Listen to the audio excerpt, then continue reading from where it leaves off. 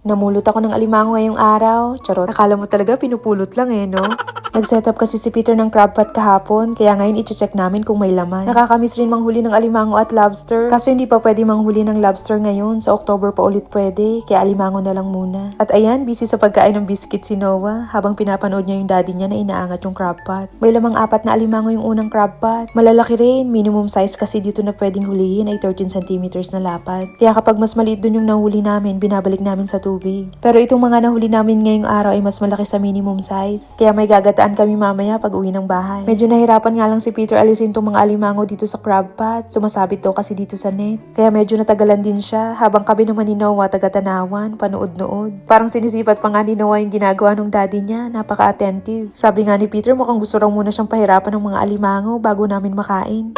Matindi kasi yung kapit nila dito sa net, mahirap alisin. Tapos yung ibang sipit sumasabit pa. Pangalawang beses pa lang namin nagamit itong crab pot na to, kaya naninibago din siya. Mas madali daw gamitin itong lobster pot kasi hindi masyadong sumasabit yung mga alimango. Kaso hindi pa namin pwede magamit ito dahil nga hindi pa pwede manghuli ng lobster ngayon. May mga nadat na rin kami nagfi-fishing dito at ayan, tiningnan nga rin nila yung mga alimango na nahuli. Si Noah patingin-tingin lang rin, napakabihi. Ngayon lang rin kasi ulit siya nakakita ng alimango. At ayan, alis na ni Peter yung mga alimango na masyado ang kapit. Iniangat niya naman yung isa pang crab pot at ayan, may isang alimango na laman. Tinuturo pa nga ni Noah at nagsimula na rin akong mamulot ng alimango. Pinapakita ko rin muna kay Noah bago ko ilagay sa lalagyan. Parang kailan lang yung first crabbing experience ko, buntis ako nun kay Noah. Ang dami rin namin nahuhuli nun, pati blue lobster nakakahuli kami. First time ko rin nun makakita ng blue lobster. Ngayon kasama na namin si Noah, nagtuturo na ng alimango. Bali 5 malalaking alimango yung nahuli namin. Sobrang thankful kami ngayong araw, may fresh ulam na ulit. Ayun lang, thanks for watching. Ingat!